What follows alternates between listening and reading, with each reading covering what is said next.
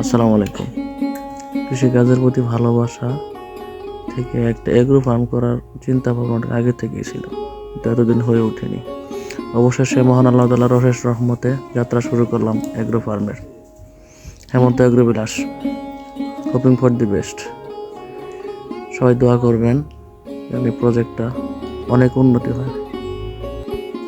প্রথম অবস্থায় পরীক্ষামূলকভাবে কিছু জমিতে ভুট্টা, আলু, মরিচ, তারপরে বিভিন্ন শাকসবজি, সরিষা, এই সমস্ত কিছু চাষ করলাম।